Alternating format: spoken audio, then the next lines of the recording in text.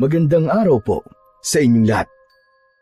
Ang kwentong inyong mapapakinggan ay tungkol kay Esteban na isang magsasaka na gagawin ng lahat upang mabigyan ng magandang buhay ang anak niyang si Gian. Nang makahukay siya ng gintong itlog, ay inalok siya ng isang mayamang lalaki sa baryo nila na bilhin yun sa napakalaking halaga. Sa una ay nagkaroon ng pag-aalinlangan si Esteban. Ngunit nang makapagdesisyon na siyang ibenta ang gintong itlog, ay isang misteryosong matandang lalaki ang nagnakaw nito. Ano ang dahilan ng misteryosong matanda sa pagnakaw nito sa gintong itlog?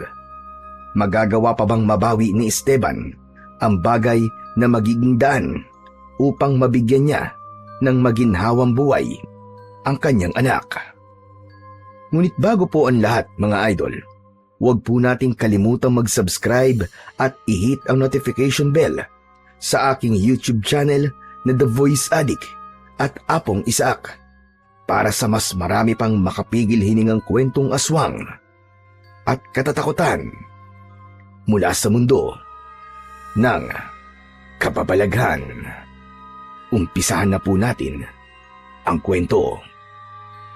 Gian, ano't nasa labas ka pa? Madilim na.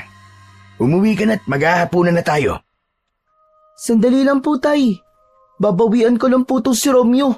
Talo pa po kasi ako sa paglalaro namin ng text eh.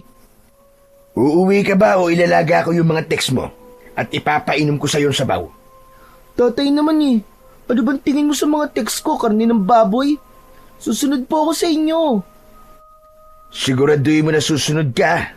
Kung hindi, ilalaga ko talaga yung mga text mo. Maniwala ka sa akin. Naglakad na si Esteban pauwi sa kanilang bahay na nakatayo sa maliit na lupa na minana pa niya sa kanyang mga magulang. Pagpasok niya ay agad siyang naghain ng hapunan nila ng anak niyang si Gian. Nag-iisang anak ni Esteban si Gian.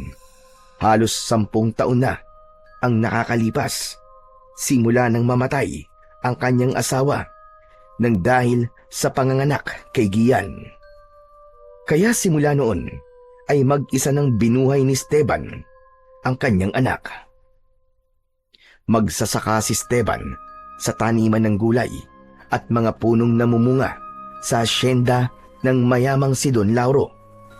Simula nang magkaisip siya, ay doon na siya nagtatrabaho at doon din niya nakilala ang kanyang asawa na kasambahay naman sa bahay ni Don Lauro. Maya-maya pa ay dumating na nga ang anak niya na si Gian. Amoy araw ito at pawisang umupo sa kanilang hapagkainan. Naupo na rin si Esteban sa upuang katapat ni Gian. Wow! Adobong manok ang ulam! Paborito ko to ah! Bagong sahod kasi ako, anak. Saka, mataas ang nakuha mong score dun sa exam nyo. Kaya naisipan ko na ipagluto ka ng paborito mong ulam. Pagkatapos natin kumain, ay maligo ka na ha. Gabing-gabi na pero amoy araw ka pa rin. Tatay naman, syempre, maghapon po ako naglaro sa labas, kaya ganito po ang amoy ko. Talagang sinulit mo na ang paglalaro mo ngayong araw, ano? Lunis na po kasi bukas, tay eh. May pasok na naman po sa eskwelahan. Akmang sasandok na ng kanin si Gian nang mahinang tinapik ni Esteban ang kamay nito. Oops! May nakalimutan kaya tang gawin, anak. Ang maghugas po ba ng kamay, tatay? Okay na po. Naghugas na po ako ng kamay doon po sa likod ng bahay bago po ako pumasok dito. Bukod pa doon, hindi ba sabi ko, bago dapat tayo kumain, ay magdadasal? Ay, sorry po. Oo nga pala. Nakalimutan ko po kasi. Ang sarap po kasi ng ulam natin ngayon, tay. Napailing habang nakangiti si Esteban. Nagkrus na silang mag-ama at pinangunahan ni Esteban ang pagdarasal. Nagpasalamat siya sa Diyos sa biyayang pagsasaluhan nilang mag-ama.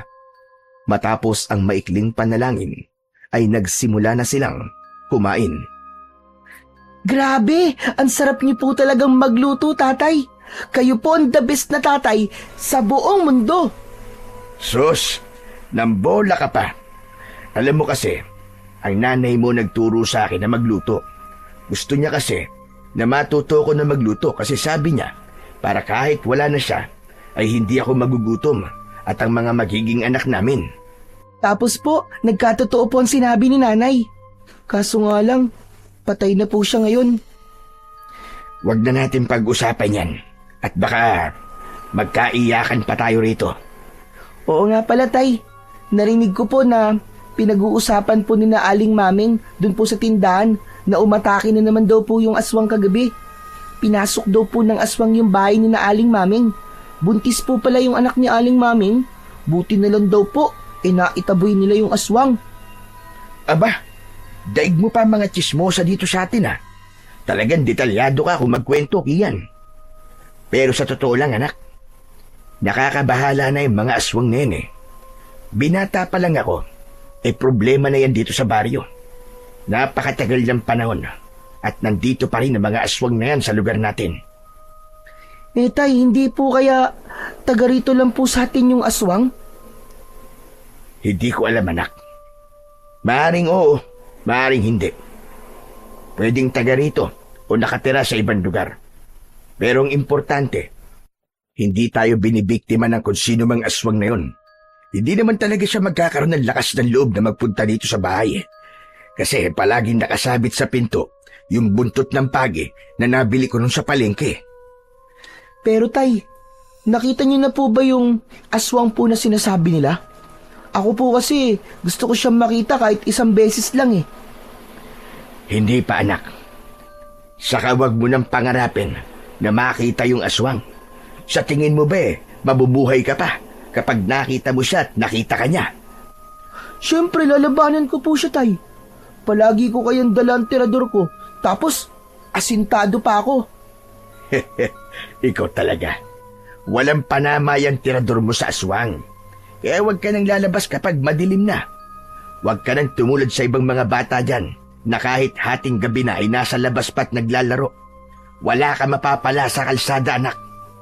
Sige na, tama ng kwentuhan. Kumain na muna tayo. Hindi naiwasan ni Esteban ang mapangiti habang pinapanood niya ang anak niyang si Gian na maganang kumakain. Bilang ama, wala siyang ibang gusto kundi ang maging maginhawa ang buhay ng kanyang anak at masulit nito ang pagiging bata. Kaya kahit nasusugatan, nadadapa at nag-aamoy pawis si Gian sa paglalaro, ay hinahayaan lang niya. Alam niya na parte yon ng pagiging bata na kailangan nitong maranasan. Aminado si Esteban na hindi ganun kaginhawa ang buhay na kaya niyang ibigay sa kanyang anak na si Gian. Hindi sa lahat ng oras ay naibibigay niya ang gusto nito kahit nag-iisa niya lang itong anak. May mga pagkakataon din na hindi niya ito napagbibigyan at para sa kanya ay wala yung problema upang maintindihan ni Gian na hindi lahat ng bagay ay makukuha nito. Pagsapit ng oras ng pagtulog ay magkatabi ng nakahiga sina Esteban at Gian sa papag. Gising pa rin si Esteban dahil hindi pa siya inaantok.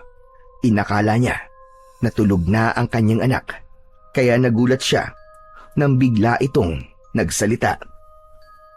Tay, tanong lang po, wala ka po bang balak na mag-asawa ulit? Nakakabigla naman yan tanong mo anak. Sagutin niyo na lang po kasi, tay. Ay nako, ikaw talagang bata ka oo. Sa ngayon anak, ay wala pa akong balak. Mahal na mahal ko kasi ang nanay mo. At para sa akin, ay wala nang makakahigit pa sa kanya. Pero hindi ko rin masasabi. Ayoko magsalita ng tapos. Teka, bakit mo pala naitanong yan? Kasi po, tinutukso po ako ng mga kaklase ko na wala daw po akong nanay. Ang sabi po nila, nabuo niyo raw po ako nang mag-isa lang kayo. Ano ba yung mga sinasabi ng mga kaklase mo? Ano ba sa tingin nila ako, ha? Anaconda? Bakit, Tay? Kaya po bang magbuntis ng anaconda ng siya lang? Oo, anak. Nabasa ko yun sa isang libro nung nag-aaral pa ako eh. Pero balik tayo sa panunukso ng mga kaklase mo na yon. Huwag kang maniniwala sa lahat ng sinasabi nila na wala kang nanay. Meron kang nanay, pero hindi na natin siya kasama ngayon. Nandun na siya sa langit, kasama ng mga anghel at ni Jesus Christ. Sana po pala. Hindi na lang po ako nabuo at ipinanganak para hindi na po namatay si nanay. Anak, huwag mong sabihin yan. Sigurado ako na masayang nanay mo kasi may naiwan siya sa akin nang mawala siya. At ikaw yun. Kung hindi ka nabuo, malamang susunod na kagad ako sa nanay mo sa kabilang buhay. Basta. Huwag mo nalang intindihin yung mga nanunukso sa'yo, lalo na't hindi naman totoo mga sinasabi nila eh. O siya, sige, mabuti pa'y matulog ka na at maaga ka nang gigising bukas dahil may pasok ka sa eskwela. Kinuha ni Esteban ang pamaypay at pinaypayan niya si Gian para hindi ito masyadong mainitan. Makalipas ang ilang sandali, ay nakatulog na nga ang bata. Hindi manhid si Esteban para hindi niya maramdaman na naghahanap si Gian ng pagmamahal ng isang ina. Kaya naman, ginagawa niya ang lahat upang maiparamdam dito ang pagmamahal, hindi lang ng isang ama, kundi maging ng isang ina. Kinabukasan ng umaga, matapos na mag-almusal, ay pumasok na sa eskwelahan si Gian. Nang maiwang mag-isa si Esteban sa bahay, ay naligo na siya dahil kailangan bago sumapit ang alas 8 ng umaga ay nasa hasyenda na siya ni Don Lauro. Nang matapos na si Esteban sa paliligo at sa paghahanda, ay umalis na siya ng bahay. Naglakad siya patungo sa hasyenda na matatagpuan sa dulong bahagi ng kanilang baryo. Pagdating doon, ay agad na sumabak si Esteban sa pagtatrabaho. Nagbubungkal siya ng lupa na pagtataniman ng binhi ng talong. Nang lumapit ang katrabaho niya na si Paeng, matalik niya yung kaibigan at ninong din yun ni Gian. Oh, anong ginagawa mo rito, paring Paeng? Hindi ba'y nakatoka ka ngayon sa taniman ng mangga? Ayoko muna ron, paring Esteban. Tumakas nga lang ako dun eh. Ha? Bakit? May nangyari ba? Meron, pare. Parang dragon na naman si Don Lauro. Ayun, pinagmumumura niya yung mga trabador sa taniman ng mangga. Napesti kasi yung mga bunga eh. Kailangan ng madeliver ang mga yun sa bayan. Mamaya, isa pa ako sa masama sa pagbabayari niya ng mga nasirang bunga ng mangga eh. Hindi naman kasi kasalanan ng mga trabador kung bakit ganun na nangyari. Bakit kailangan sa kanila ibabawas yung lugi niya? Nako, subukan mong sabihin niya kay Don Lauro. Sigurado ko na mawawalan ka ng trabaho. Kilala mo naman yun eh. Ayaw nun nang sinasalungat siya. Para sa kanya ay palaging siya ang tama. May katotohanan ang sinabing yun ni Paeng. Mismong si Esteban ay naranasan na ang bagay na yun kay Don Lauro. Dati kasi ay nais ni Don Lauro na gumamit ng kemikal na fertilizer sa mga tanim na kamatis. Hindi niya yun sinang-ayunan at nagmungkahi siya na dapat ay organikong fertilizer ang gamitin. Nagalit sa kanya si Don Lauro at muntik pa siyang sisantiin. Mabuti na lang at nadala niya yon sa kanyang pakiusap. Kaya simula noon, kahit mali si Don Lauro, ay hindi na niya ito sinasalungat dahil alam niyang may posibilidad na mawawalan siya ng trabaho. Pambihira. Iba talaga kapag mayaman, no? Lahat ng mas bababa sa'yo, takot sa'yo. Pasalamat na lang talaga si Don Lauro dahil mas mayaman siya kesa sa akin.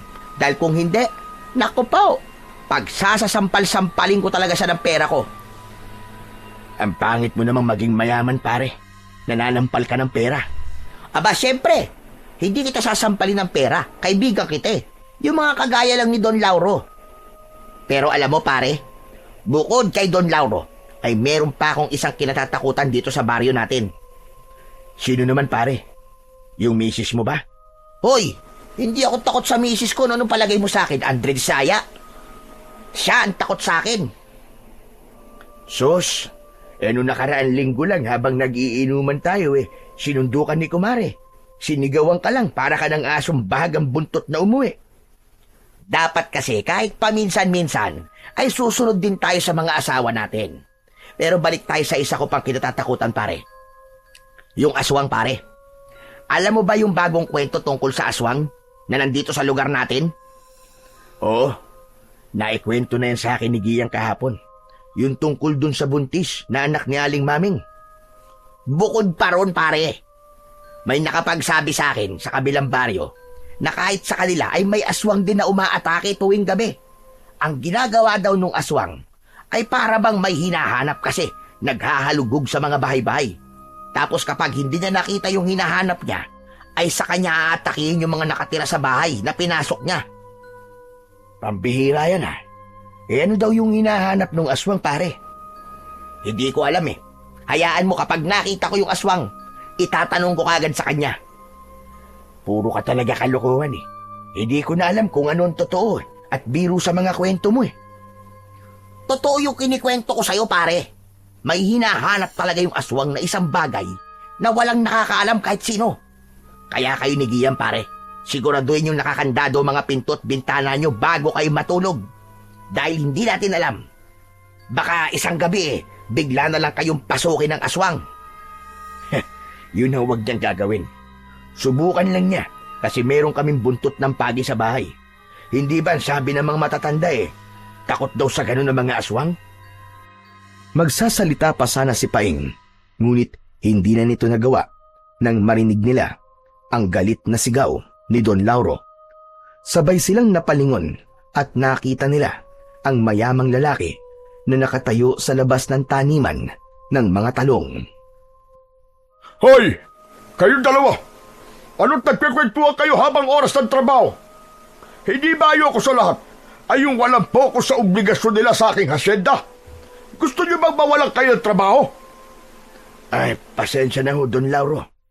Nagagawa naman po namin ang trabaho namin kahit nagkikwentuhan ho kami. Matalim ang mga matang naglakad si Don Lauro palapit kina Esteban.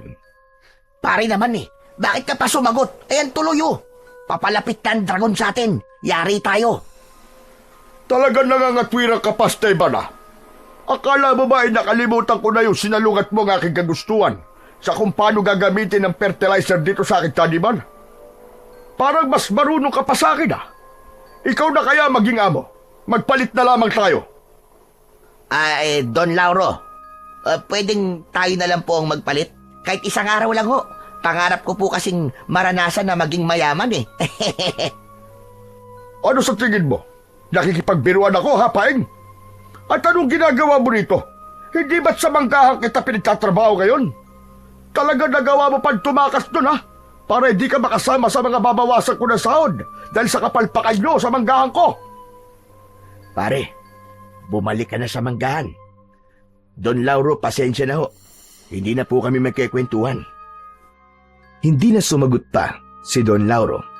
Nanatiling matalim ang tingin nito kina Esteban bago yun naglakad palayo.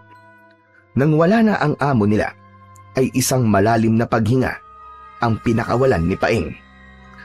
Ay, nako! Butit, wala na si Don Lauro. O paano? Babalik na ako sa manggahan. Minalas pa nga, kasi mababawasan pa ang sahod ko. Buisit na yan. Mabuti pa nga pare. At baka kapag nagtagal ka pa rito, makita ka ulit ni Don Lauro. Anak ko, baka wala ka ng sahuri ng tuluyan. Umalis na si Paing, habang si Esteban ay ipinagpatuloy ang kanyang ginagawa. Lahat ng trabahador sa asyenda na yon ay batid ang kalupitan at hindi patas na pagtrato ni Don Lauro.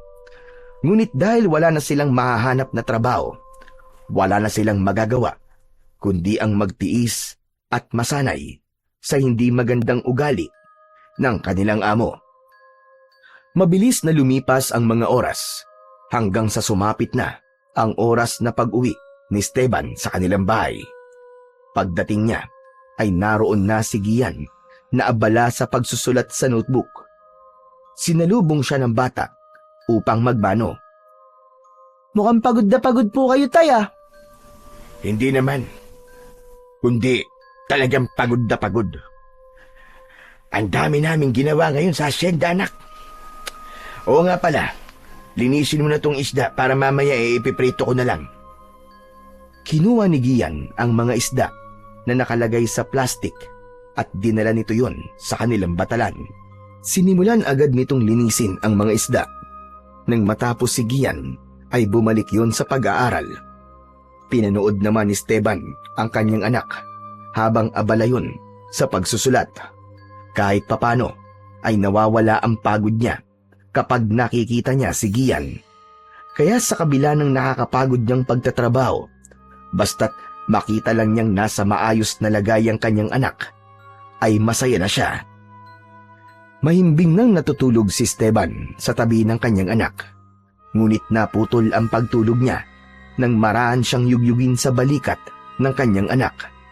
Humarap siya rito at pupungas-pungas na nagtanong. Bakit ba yun, anak? Kailangan mo ba ng tubig o magpapasama ka ba sa pagpunta sa banyo? Hindi po, tay. May narinig po kasi ako sa likod ng bahay natin eh. Para bang may tao. Pakinggan niyo po. Hindi muna nagsalita si Esteban. Napagtanto niya na totoo nga ang sinabi ni Gian. Aba, oo nga no. Parang may naghuhukay sa lupa. Sino po kaya yun, tay? Malamang anak ay aso yun. Yung aso di mang kulas. Palaging ganun yun eh. Hindi ba't ilang beses nang inirereklamo yun ng mga tao dahil mahilig magkalkal ng basura ang asong yun? Ano pong gagawin natin? Baka kinakalkal na po yung basurahan natin, tay. Hayaan mo lang siya. Bukas ay lilinisin ko na lang. Sige na. Matulog ka na, anak. Huwag mo na lang yung pansinin. Bumalik na sa pagtulog ang mag-ama. At nang dahil sa labis na antok, ay agad namang nakatulog si Esteban. At hindi na niya binigyan ng pansin ang ingay na nagmumula sa likod ng kanilang bahay. Maagang nagising si Esteban pagsapit ng umaga. Gaya ng karaniwan niyang ginagawa, ay nagluto na siya ng almusal. Ginising na niya si Gian upang makaligo na ito. Matapos maligo ni Gian, ay sabay na silang kumain. Nang umalis na si Gian para pumasok sa paaralan, ay doon naalala ni Esteban ang ingay na narinig nila sa likod ng bahay. Nagtungo si Esteban sa likod ng kanilang bahay upang tignan kung kinalkal nga ng aso ang basurahan na naroon. Aba, maayos naman ang basurahan namin ah. Ano kaya yung ingay na narinig namin ni Giyang kagabi? Iginala ni Esteban ang paningin niya sa paligid. Naghanap siya kung merong nagbago roon o kung merong kakaiba, hanggang sa may napansin siya sa lupa na nasa tabi ng puno ng kamyas. Medyo buhaghag ang lupa roon na para bang hinukay ang parting yun at muling tinabunan ng lupa. Nilapitan yun ni Esteban upang makita niya ng malapitan, hanggang sa kinuha niya ang pala at sinimulan niyang hukayin ang parting yun ng lupa sa likod ng kanilang bahay. Makalipas lang ang ilang minuto, ay isang bagay ang nakita niyang nakabaon doon. Isa yung malaking itlog na halos kasing laki ng bola ng basketball. Ang kakaiba pa sa itlog ay ang kulay nun. Kulay ginto ang itlog at meron yung kabigatan. Anong klaseng itlog ito? Napakalaki naman yata nito para sa isang pangkaraniwang itlog. Napuno ng pagtataka si Esteban. Ngunit dahil kailangan niya nang pumasok sa trabaho, ay binalot muna niya yon sa tela at itinabi sa ilalim ng kanilang papag. Habang naglalakad si Esteban papunta sa asyenda ni Don Lauro, ay narinig niya ang pagtawag ni Paeng sa kanya. Sumabay si Paeng sa paglalakad ni Esteban. Pare, alam mo ba? May nakakita pala sa aswang kagabi.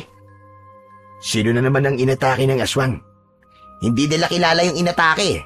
Basta nakita nila yung aswang na may nahabol na isang lalaki. Parang galing daw sa gubat yung lalaki. Kilala mo naman ang mga tao rito. Hindi sila makikialam kasi baka sila pa ang pagbalingan ng aswang, di ba? Hindi nakuha ang atensyon ni Esteban sa sinabing yun ng kumpare niyang si Paing dahil ang utak niya ay nasa itlog na nahukay niya sa likod ng kanilang bahay. Wala siyang ideya kung paanong nagkaroon ng ganong itlog doon at kung sino ang naglagay noon. Sandali nga lang pare, bakit parang ang lalim ng iniisip mo? Ano ba tumatakbo sa utak mo ngayon? Itlog, pare. Ano ka mo, itlog? Anong meron sa itlog? May alam ka bang itlog na malaki? Yung malaki talaga, Ha? Eh, hindi naman malaki ang itlog ko eh. Ibang itlog ang tinutukoy ko, pare. Seryoso ko. Huminahon ka lang, Esteban. Itlog lang pinagtataasan mo ko ng boses. Sa pagkakaalam ko, ang malaking itlog, yung sa ibong malaki, ano nga ba tawag doon? Ostrich. Ostrich yun. Baka ostrich ang ibig mong sabihin, pare. Teka, oo nga no. Siguro nga itlog lang yun ng ostrich na kinulayan. Ano pare, di kita maintindihan. Anong binubulong mo? Wala. Bilisan na natin ang paglalakad kasi paniguradong mapapagalitan tayo ni Don Lauro kapag nahuli tayo sa oras ng pasok natin sa trabaho. Tara na. Nagmamadali na ang dalawa sa paglalakad. Pagkarating nila sa asyenda ay nagsimula na silang magtrabaho. Sandaling nawala sa isip ni Esteban ang kakaibang itlog nang maging abala na siya sa mga gawain niya sa asyenda. Nang makauwi na si Esteban mula sa pagtatrabaho sa asyenda, ay nagulat siya nang pagdating niya sa bahay ay hawak na ni Gian ang kakaibang itlog. Nagmamadali niyang nilapitan ang kanyang anak at kinuha rito ang itlog. Paano mo itong nakita, anak? Hindi mo dapat ito pinapakialaman. Bigla na lang pong gumulong yan mula po sa ilalim ng papag Nang dumating po ako, akala ko nga po bola pero malaking itlog po pala. Ano po bang klaseng itlog yan, Tay? Bakit ang laki? Saka, saan niyo po yan nakuha, Tay? Ang totoo nahukay ko to kaninang umaga sa likod ng bahay natin. Parang may nagbaon nito doon Hindi ko rin alam kung anong klaseng itlog to, anak. Ang sabi ng ninong Paing mo baka raw itlog ng ostrich. Ang ipinagtataka ko lang, wala naman ostrich dito sa lugar natin At ang nakapagtataka rin ay bakit kailangang ibaon nito doon sa likod ng bahay natin. O di ba? Oo nga po, Tay, nakapagtataka nga po yan. Pero hindi po ba pwedeng ulamin na lang natin yan, Tay? Sigurado po, busog na busog po tayo sa laki ng itlog na yan. Gian, hindi natin ito pwedeng kainin dahil baka nakakalason to. Ang naisip ko nga itabi na lang muna ang itlog na to Malay mo, merong may-ari nito tapos hanapin. Di maibabalik natin to sa kanya. Sayang naman po. Akala ko pwedeng kainin. Kailangan siguro natin ng napakalaking kawali para lang maluto po yan, no? Ikaw talaga. Puro pagkain ang nasa isip mo. Oo nga pala. May assignment ka ba? Meron po, Tay, samat lang po. Mamaya ako na lang po gagawin kasi madali lang naman po yun Pwede po bang maglaro po muna ako sa labas? O sige, pero umuwi ka bago mag-alas 6 Alam mo namang hindi pwedeng gabi nasa labas ka pa. Baka mamaya biglang umatake yung aswang. Opo, Tay, uuwi po kagad ako bago po dumilim. Salamat po, Tay, alis na po ako. O sige, mag-iingat ka. Masayang lumabas ng bahay si Gian. Pinagmasdan ng mabuti ni Esteban ang hawak niyang itlog. Hindi pa rin siya makapaniwala na may ganung uri ng itlog na kulay ginto. Mas lalo tuloy lumakas ang kuryosidad niya kung anong uri ng itlog yun. Nang mga sumunod na araw ay patuloy pa rin si Esteban sa pag-iisip kung ano nga ba ang itlog na kanyang nahukay. Hinintay niyang pusang mabasag yun upang malaman niya kung anong klaseng hayop ang nasa loob ng itlog. Pero halos 1 linggo na ang nakakalipas ay hindi pa rin nababasag ang gintong itlog. Umasa na lamang siya na isang araw ay may taong maghahanap sa itlog at kapag nangyari yon, ay hindi naman siya magdadalawang isip na isoli yon. Isang gabi, kakatapos lang maghapunan ni Esteban at Gian nang dumating si Paeng na may dalang alak at pulutan. Inaya nito si Esteban na mag-inom dahil birthday daw nito. Pumayag naman si Esteban dahil pareha silang walang pasok sa asyenda sa susunod na araw.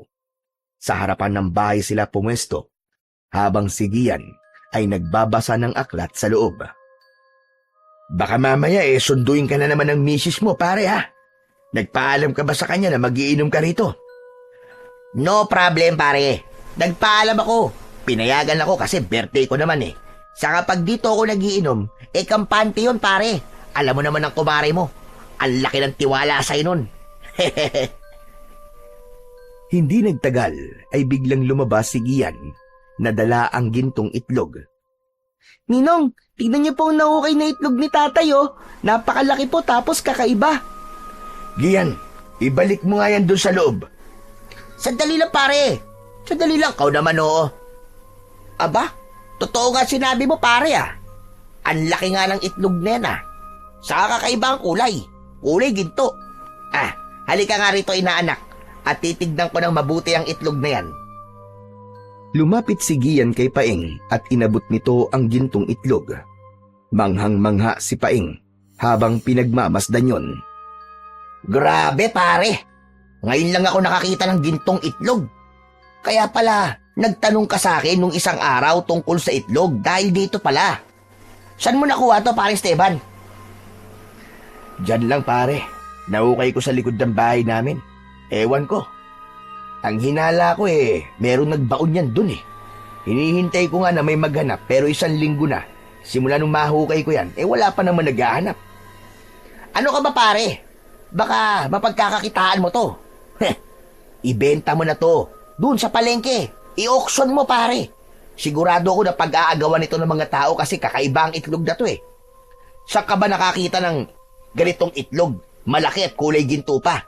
Nag-iisa lang to sa buong mundo, pare. Maniwala ka sa akin. Kinuha ni Esteban ang itlog mula kay Paeng. Inabot niya yun kay Gian at inutusan niya ito na ibalik na yun sa ilalim ng papag. Makapagsalita ka naman, pare, na nag-iisa lang ang ganong itlog sa buong mundo. Parang siguradong sigurado ka. Aba, sa tagal ko nabubuhay dito sa mundo, ngayon lang ako nakakita ng ganong itlog, pare. Kung ako sa'yo, pagkakaperahan ko yun, pare. Malay mo. Yun na ang time para yumaman kayo dahil sa itlog na yon. Wala akong balak na ibenta yon, paring Paeng. Kung wala nang maghahanap nun, sa akin itatabi ko na lamang. Baka kasi swerte ang dala ng itlog na yun sa amin ng anak ko Ikaw bang bahala, pare? Ako naman nagbibigay lang ng suwestyon. Ipinagpatuloy na lang ni Esteban ang kanilang pag-iinom. Nang medyo tinamaan na sila ng pagkalasing, ay nawala na sa ginintuang itlog ang kanilang usapan at napunta na yon sa kung ano-anong bagay. Pagkaubos ng 1 bote ng alak, ay umuwi na si Paeng sa bahay nito, habang si Esteban ay natulog na, matapos na magligpit ng kanilang pinag-inuman.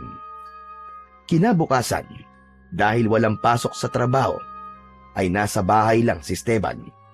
Wala ring pasok sa school si Gian, kaya hinayaan niya yung makipaglaro sa mga bata sa labas. Pagsapit ng hapon, ay naisipan ni Esteban na kumuha ng panggatong na kahoy sa gubat. Inabot din siya ng 1 oras doon bago siya nagdesisyon na umuwi. Pagdating ni Esteban sa bahay, ay inayos niya ang mga nakuwang panggatong.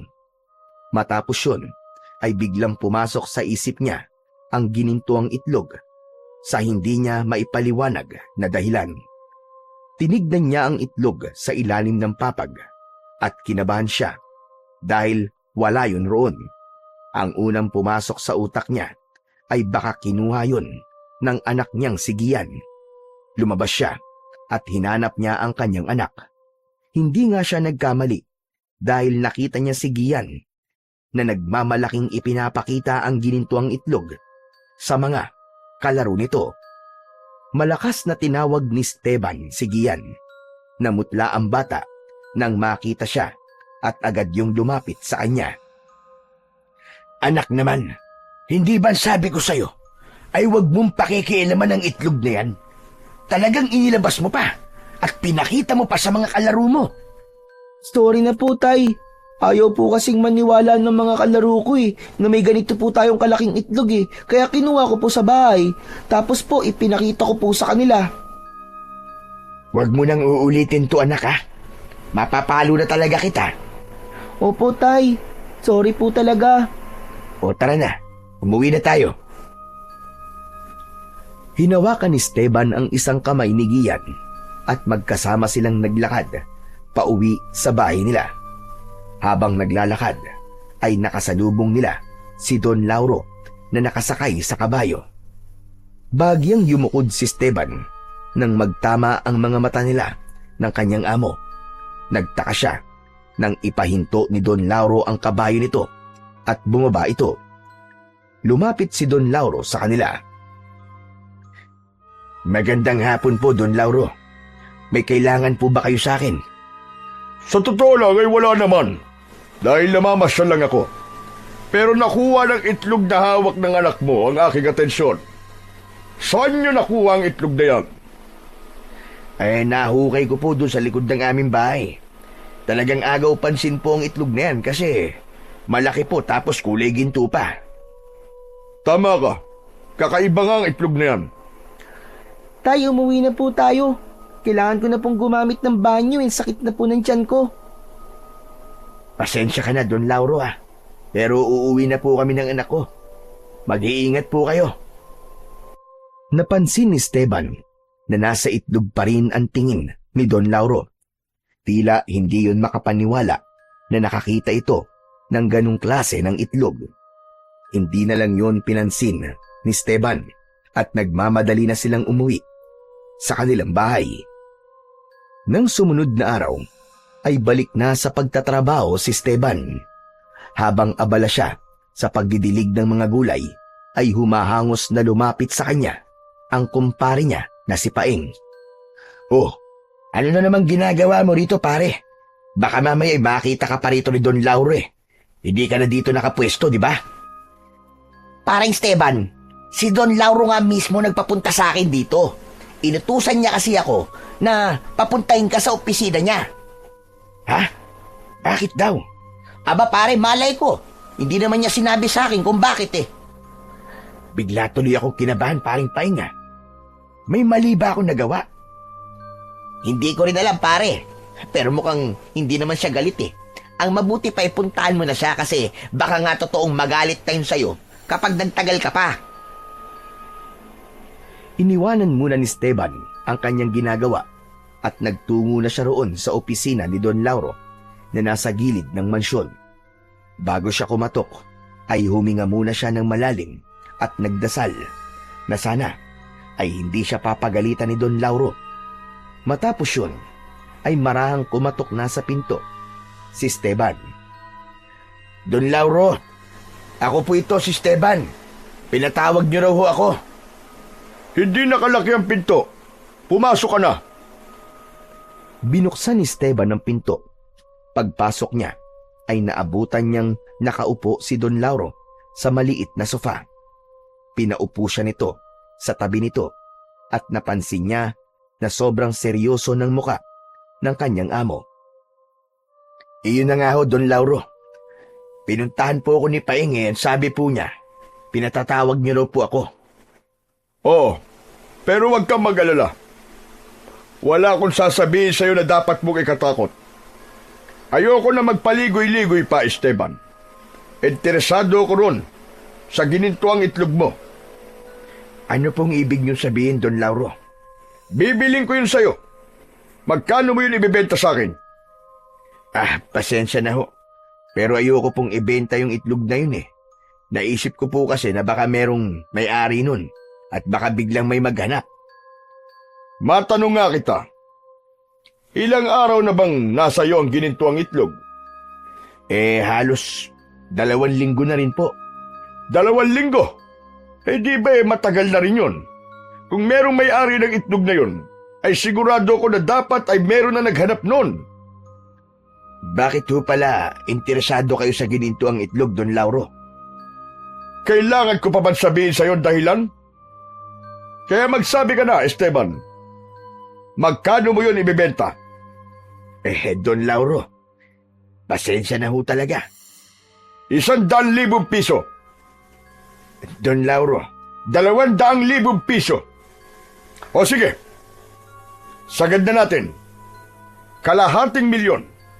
Bibiling ko ang ginintuang itlog sa'yo ng 250,000. Natigilan si Esteban sa laki ng perang handang ibayad ni Don Lauro para sa ginintuang itlog. Pinagpawisan siya ng malamig at pakiramdam niya ay umurong ang kanyang dila. Oh, bakit bigla ka natigilan, Esteban? Iniisip mo na ba kung ano ang malaking pagbabago na mangyayari sa buhay mo at ng anak mo kapag nagkaroon ka ng 250,000 piso? Sabihin mo nga sa akin, Esteban, ano-ano ang magagawa mo sa 250,000? Para sa isang kagaya mong mahirap, ay malaking halaga na yon. Tama naman ho kayo, Don Lauro. Pwede ko nang maipasemento ang bahay namin. Hindi na kami matatakot ng anak ko sa tuwing may bagyo na baka masira ang aming bahay. Makakapagbukas na rin ako ng maliit na negosyo at masisiguro ko na rin ang pag-aaral ni Gian hanggang high school. Tama! At lahat ng mga sinabi mo ay hindi mo makukuha sa sinasahod mo lang sa aking asyenda. Isipin mo mabuti, Esteban. 250,000 kapalit ng isang itlog na hindi mo naman mapapakinabangan. Pero, Don Lauro, maaari po bang bigyan niyo ako ng kahit konting panahon? Pag-iisipan ko po muna ang magiging desisyon ko kung maaari lamang ho. May takot na naramdaman si Esteban nang biglang tumalim ang mga mata ni Don Lauro. Naramdaman niya na hindi nito nagustuhan ang kanyang naging sagot. O sige, Esteban. Bibigyan kita ng panahon para makapag-isip. Bukas ng umaga, bumalik ka rito sa opisina ko bago ka magsimula sa iyong trabaho. Aasahan ko bukas na dala mo na ang ginintuang itlog. Huwag kang mag-alala dahil ihahanda ko na rin ang 250,000 para magkaliwaan tayo bukas. Sige na, maaari ka nang bumalik sa trabaho mo. Maraming salamat ho, Don Lauro. Lumabas na si Esteban ng opisinang yon at bumalik na siya sa kanyang trabaho. Halos hindi siya nakapag-focus sa trabaho dahil pinag-isipan niya ng mabuti kung dapat ba niyang tanggapin ang nakakatuksong alok sa kanya ni Don Lauro. Matapos ang maghapong pagtatrabaho, ay naglakad na si Esteban pauwi sa bahay nila. Kasama niya si Paing na walang tigil ang pagsasalita, ngunit wala roon ang atensyon niya. Patuloy pa rin niyang iniisip ang pinag-usapan nila ni Don Lauro. Kahit malalim ang iniisip, hindi nakaligtas kay Esteban ang matandang lalaki na nasa likuran nila. Nakasuot yun ng sombrero at bahagyang nakayuko. Meron yung hawak na tungkod. Hindi niya pinansin ang matandang lalaki dahil hindi naman niya yon kilala. Oo nga pala pare. Ano palang sabi sa'yo ni Don Lauro kanina? Sekreto yun, pare. Hindi pwedeng sabihin eh. Ano ba yan? Ang damot mo naman pare. Sabihin mo na kasi. Wala ka bang tiwala sa akin? Para saan pa ang pagiging magkumpare natin dalawa? O sige, sasabihin ko sa'yo ah. Pero mangako kang hindi mo ipagsasabi sa iba. Kahit sa asawa mo. Pangako pare, cross my heart. Wala akong pagsasabihan ng kung ano mang sasabihin mo. Teka, parang mabigat ang pinag-usapan nyo kanina. Yun na nga eh. Gusto kasing bili ni Don Lauro yung ginintuang itlog. Nakita niya kasi yun eh nung isang araw nang ilabas ni Gian yung itlog. Oh, magkano raw niyang bibilhin? 250,000 piso, pare. Ano? 250,000? Sige, sigaw mo pa. Lakasan mo pa para marinig ng lahat. Sorry, pare, sorry. Pero seryoso ba? Bibili ni Don Lauro ng ganong kalaking halaga yung itlog na yon? Oo pare, bibili niya talaga. Hindi ko nga alam kung bakit sobrang interesado siya doon sa ginintuang itlog eh. Para bilhin niya yun sa akin. Tinanong ko siya kung bakit gusto niyang bilhin. Pero ayaw niya sabihin kung bakit. Ano ka ba? Para kang bago ng bago. Ganon talaga ang mayayaman. Kapag ba'y nakita silang kakaibang bagay, gusto nilang makuha kaagad yun. Kumbagay sa dami ng pera nila, ay hindi na nila alam kung paano nila yun gagastusin, lalo na't lahat na yata ng bagay ay nakay Don Lauro na. E ano palang desisyon mo? Sigurado ako na ibibenta mo na yung itlog na yun, tama ba ako? Ang sabi ko sa kanya pare, pag-iisipan ko muna. Pare naman, huwag mo nang pag-isipan. Ang isipin mo ay yung kalahating milyon. Pare, ang iniisip ko kasi ay baka merong may-ari nung itlog. Hindi ba ibinaon lang yun ng kung sino sa likod ng bahay namin? Oo nga pare, nandun na nga tayo. Pero di ba, sinabi mo rin na baka swerte sa'yo yung itlog. O tama ka sa sinabi mo, kasi ito na nga yung swerte na sinasabi mo. Magiging pera na yung ginintuang itlog na yon. Saka isipin mo yung mga magbabago sa buhay mo. Sa perang yon pare. Maging practical ka na lang.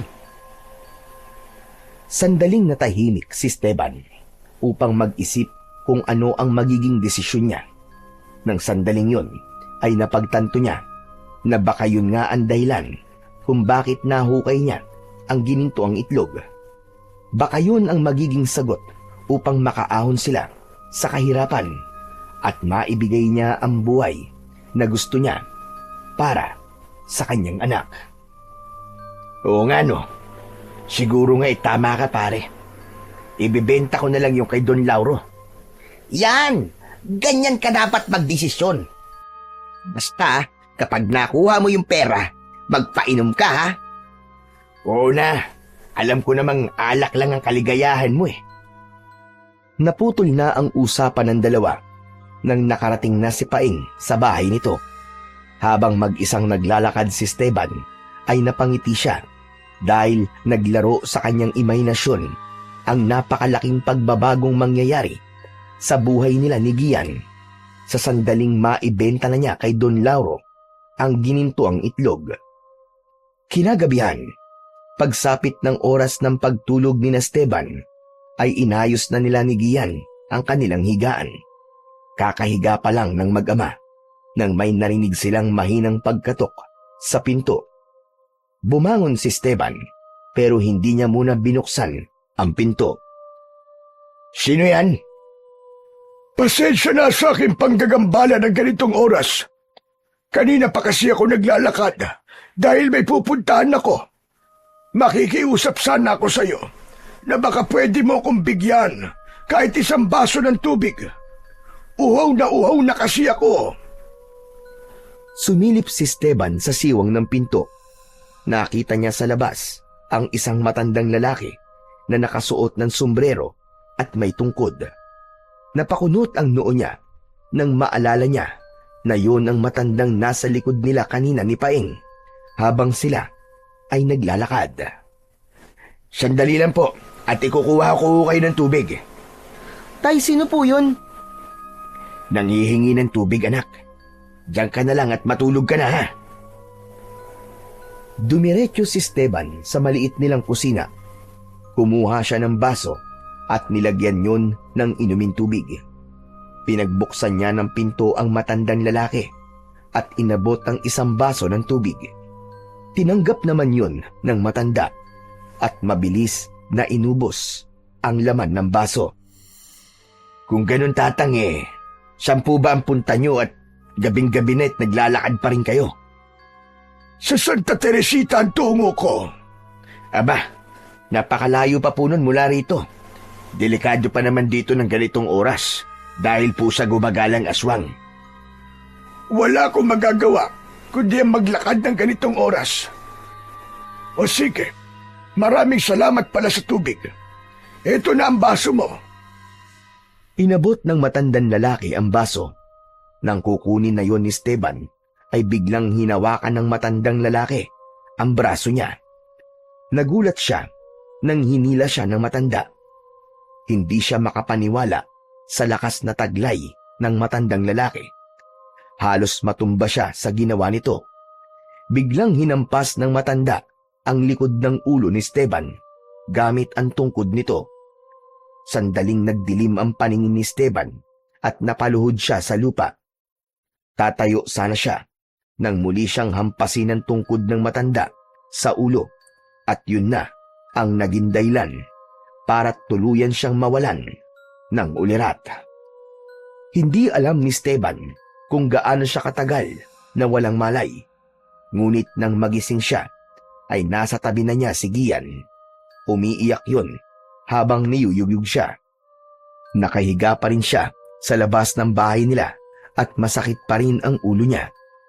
Nang makita ni Gian na gising na siya, ay mahigpit siya nitong niyakap. Tay, akala ko'y patay ka na. Buti buhay ka pa. Ayos ka lang ba, anak? Hindi ka ba sinaktan ng matandang lalaki? Hindi naman po. Sigurado ka ba? Nasaan na siya? Umalis na po siya pagkatapos po niyang kunin yung gininto ang itlog. Ano ka mo? Kinuha niya yung itlog? Opo, tay. Kahit nanghihina, ay pilit na tumayo si Esteban. Pumasok siya sa bahay nila at sumilip sa ilalim ng papag. Nanghina siya nang hindi niya nakita ang gininto ang itlog. Hanggang sa isang bagay ang kanyang napagtanto. Malamang narinig ng matandang yon ang usapan namin kanina ni Paing. Alam niya na may bibili ng itlog na yon sa napakalaking halaga. Kaya niya yun ninakaw. Ano pong sinasabi niyo, tay? Anak, ganito kasi. Gusto kasing bili ni Don Lauro ang gininto ang itlog sa halagang $250,000. Tapos habang pauwi kami ni Paing, ay nasa likod namin yung matandang lalaki na yun. Malamang narinig niya ang pag-uusap namin ni Paing tungkol dun sa itlog. Kaya pinag-interesan niya. Hayaan niyo na po yun, tay. Ang mahalaga po buhay po kayo. Tama ka. Pero ang problema ko ngayon ay kung paano ko ipapaliwanag bukas kay Don Lauro na wala na sa akin ang gininto ang itlog. Nang gabing yon ay hindi nakatulog si Esteban. Bagamat nanghihinayang siya sa pagkawala ng gininto ang itlog, ay labis pa rin siyang nagpasalamat sa Panginoon na walang masamang nangyari kay Gian. Nanatiling gising si Esteban hanggang sa sumikat ang araw. Kahit walang tulog, ay napilitan siyang bumangon upang magluto ng almusal nila ng kanyang anak na si Gian. Makalipas ang ilang sandali, ay naglakad na siya patungo sa asyenda ni Don Lauro. Kinakabahan siya sapagkat sigurado siya na hindi magugustuhan ni Don Lauro ang sasabihin niya rito. Gaya na napag-usapan nila, ay dumiretso siya sa opisina ni Don Lauro. Naroon ang kanyang amo at halatang inasahan nito na darating siya.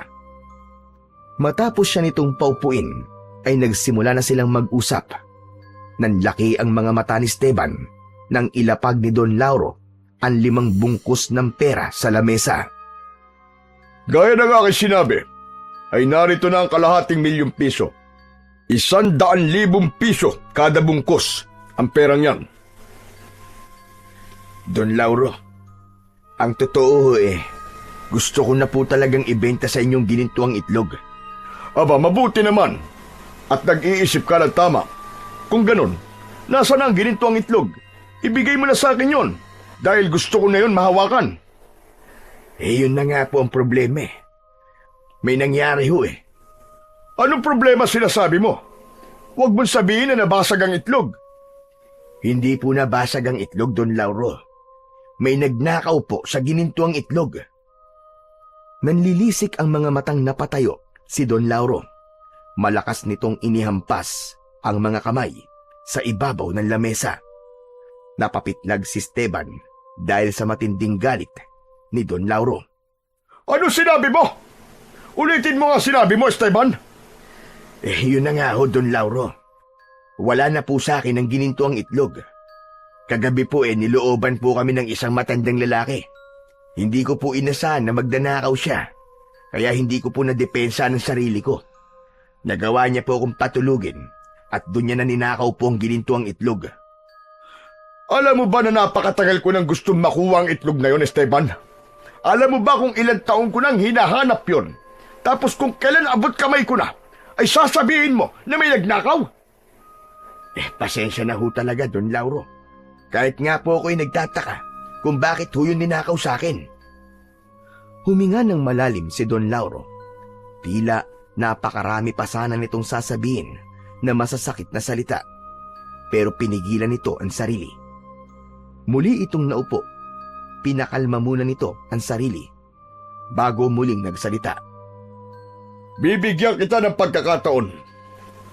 Bawiin mo ang ginintuang itlog sa sinasabi mong nagnakaw nun. At kapag nagawa mo yon, bibigyan kita ng 1,000,000 piso. Ano? 1,000,000 piso? Seryoso ko, Esteban. Kaya umalis ka na at simulan mo ng bawiin ang ginintuang itlog. Sige na! Opo, Don Lauro. Masusunod po. Natatarantang lumabas si Esteban sa opisina ni Don Lauro. Habang naglalakad siya palayo, ay isang bagay ang naglaro sa kanyang isipan. Sa mga sinabi ni Don Lauro sa kanya, ay napagtanto niya na matagal na nitong alam ang tungkol sa ginintuang itlog.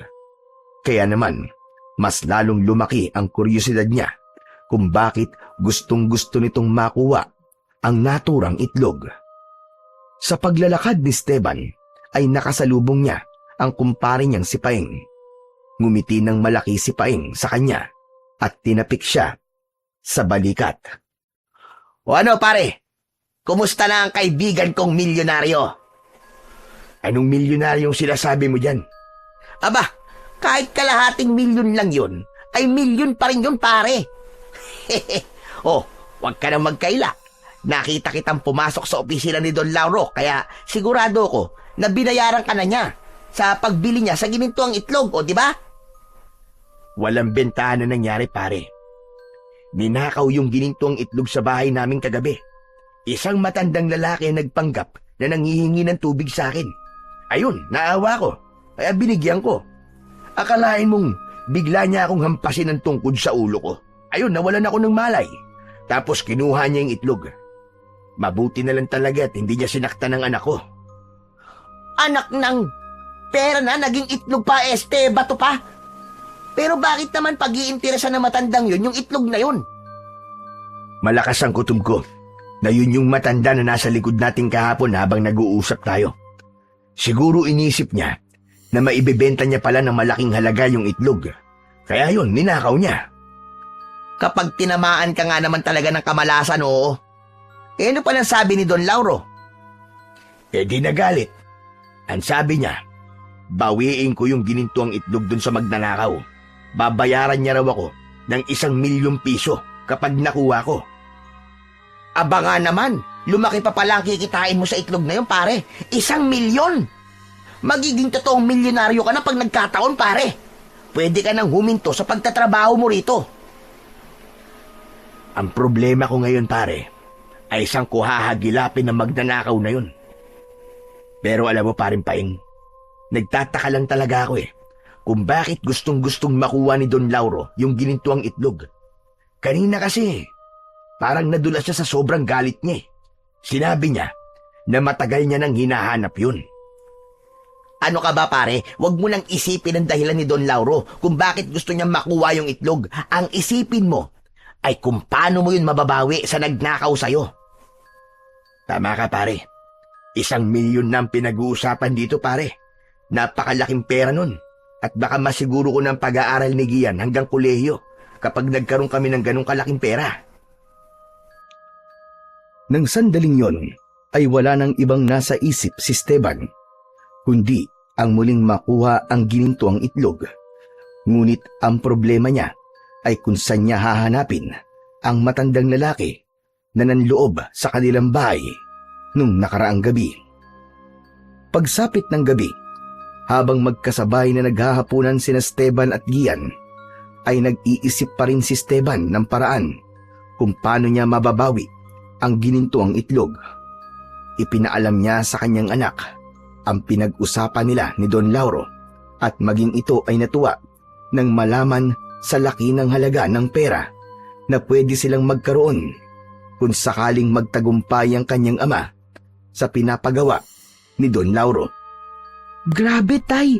Ang yaman talaga ni Don Lauro para magbigay siya ng 1,000,000 para lang sa isang itlog.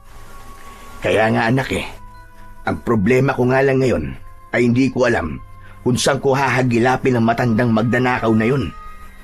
Hindi po ba may nabanggit na lugar yung matanda habang kausap niyo po siya?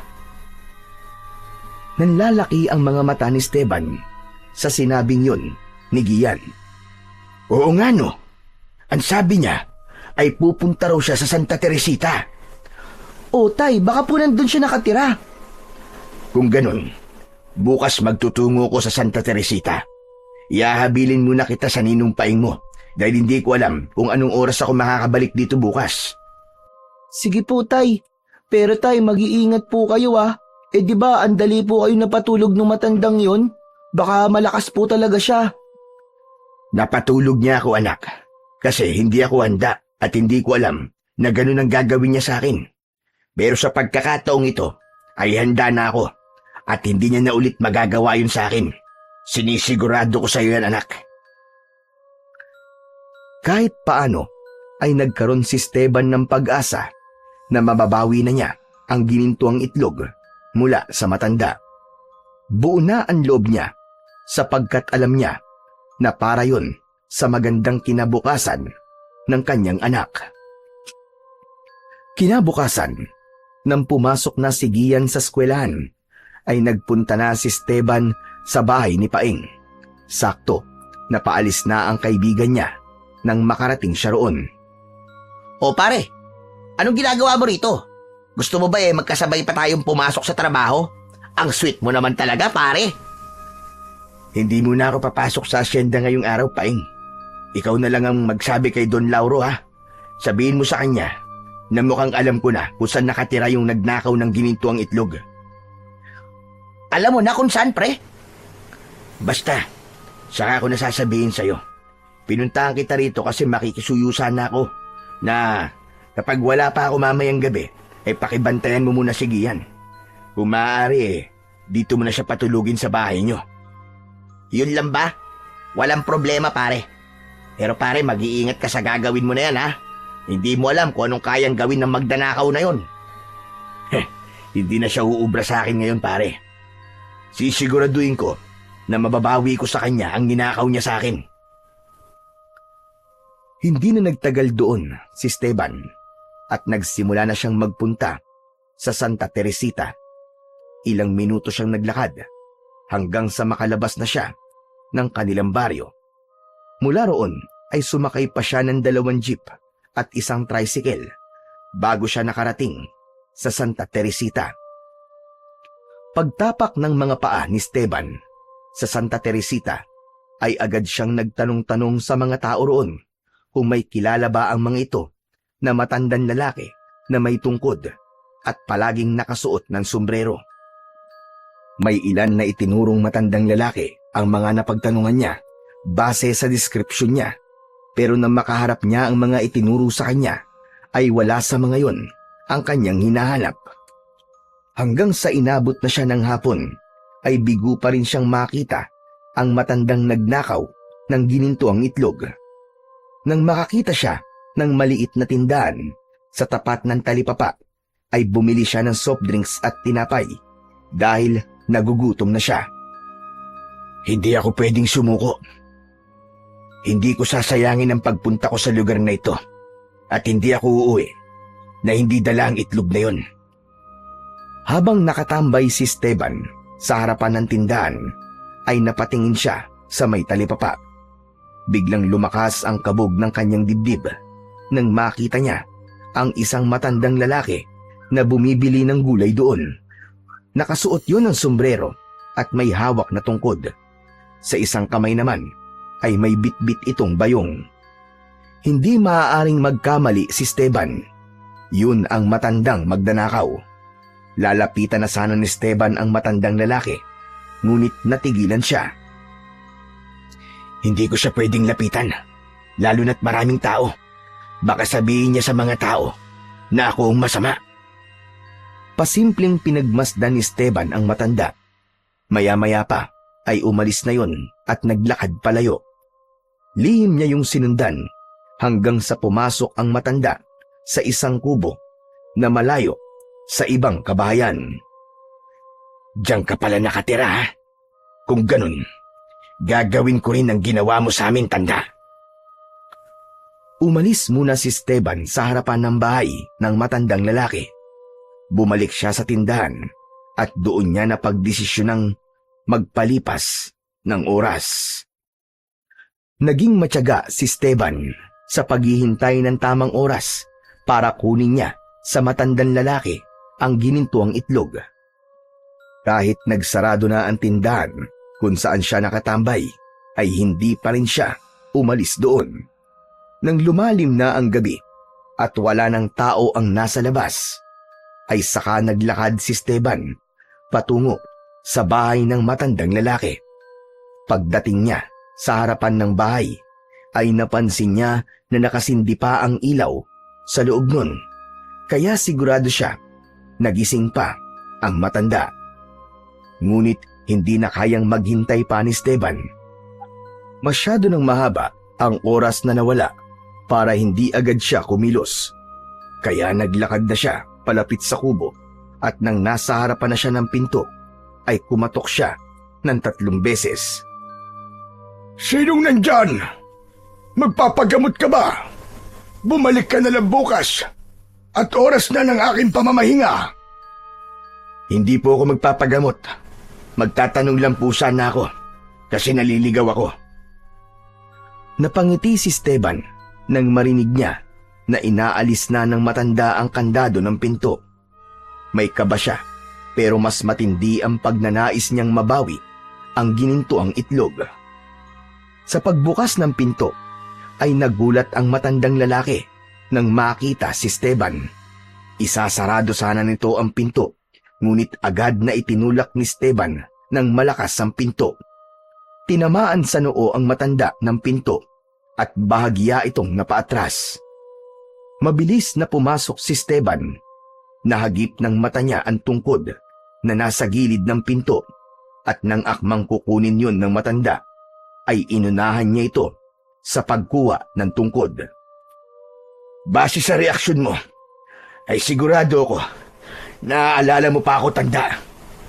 Umalis ka na rito dahil kung hindi, ay sisigaw talaga ako.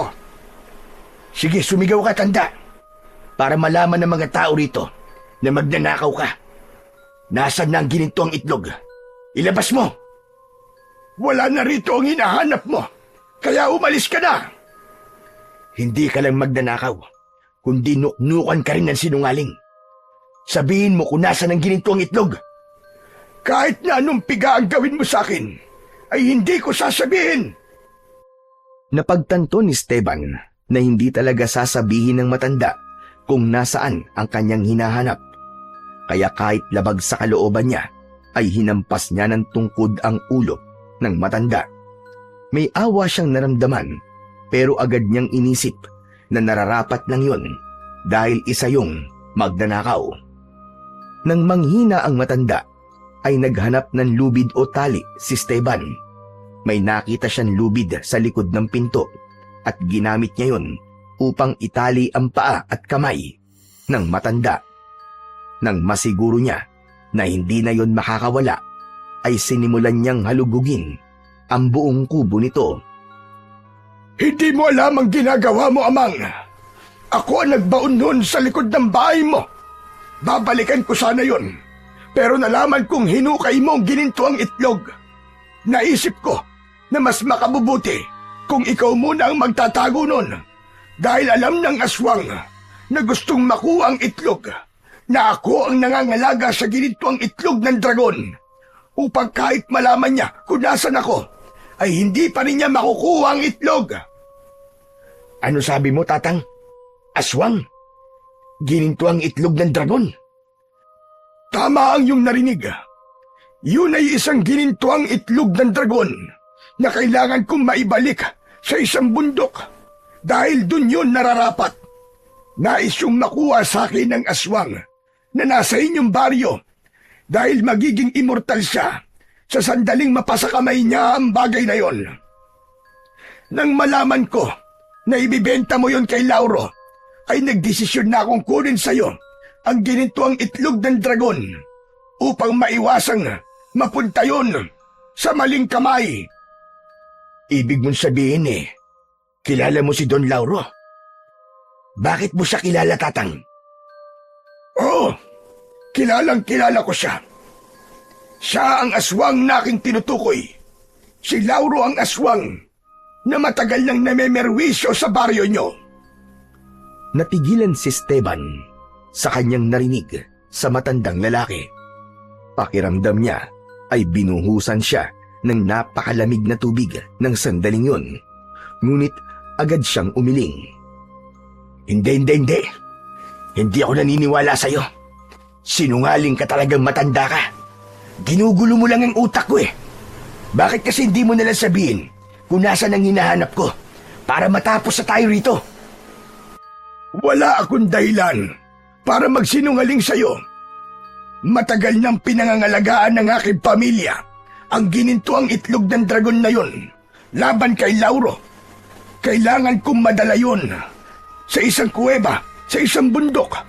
Dahil doon ay hindi na yun makukuha ng kahit na sinong aswang. May proteksyon ang kuwebang yun sa mga aswang na gaya ni Lauro. Noong gabi na ibinaon ko yun sa likod ng bahay mo, ay hinahabol ako ni Lauro. Kaya nakikiusap ako sa'yo. Hayaan mo na lang akong gawin ang dapat kong gawin. Matagal kong inalama at hinanap kung saan ang lugar ng pagdadalan ko ng ginintuang itlog ng dragon.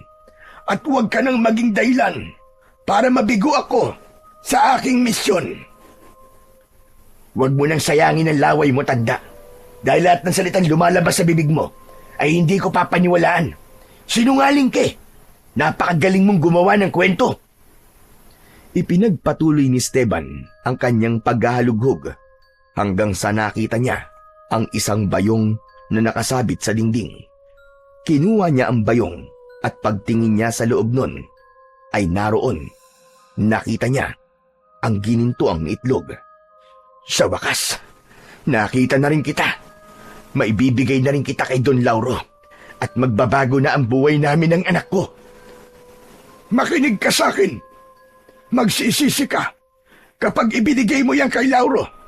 Kapag napunta sa kanya ang ginintuang itlog ng dragon, hindi lang siya magiging immortal, mas magiging malakas din siya at magre-resulta yon ng mas maraming kamatayan, hindi lang sa baryo nyo, kundi sa iba pang mga lugar. Nakuha ko na ang kailangan ko, tanda. Pasensya ka na kung kailangan kitang saktan. Kailangan ko lang gawin ito dahil nakasalalay ang magandang buhay ng anak ko. Pasensya na rin kung hindi kita papakawalan sa pagkakatali mo. Sumigaw ka na lang at tumingi ng tulong sa mga kapitbahay mo. Lakasan mo ang pagsigaw mo dahil mukhang malayo itong bahay mo sa ibang bahay na narito. Sandali lang, makinig ka sa akin. Huwag mong ibibigay ang ginintuang itlog ng dragon kay Lauro. Magsisisi ka kapag ginawa mo yan. Paniwalaan mo ko. Huwag mong ibibigay sa kanya ang itlog na yan. Hindi na pinakinggan ni Esteban ang sinabi ng matandang lalaki. Lumabas na siya ng kubo, bitbit ang bayong. Malalaki at mabilis ang kanyang pagakbang. Punong-puno ng kasiyahan ng kanyang puso sapagkat nabawi na niya ang ginintuang itlog na magiging tulay upang guminhawa ang buhay nila ng anak niya na si Gian. Nagawa pang makahabol ni Esteban sa huling biyahe ng jeep. Halos maghahating gabi na nang makarating siya sa kanilang baryo. Naisip niya na mas makabubuti kung ibibigay na niya kagad kay Don Lauro ang ginintuang itlog. Kaya nagdesisyon siya na magtungo na sa mansyon nito. Sigurado siya na kung sakaling tulog na si Don Lauro ay hindi yun magagalit kahit magising ito dahil alam niya na importante ang bagay na ipinunta niya roon. Dahil kilala na ni Esteban ang gwardiya sa asyenda, ay hinayaan siya nitong makapasok. Dumiretso siya sa mansyon.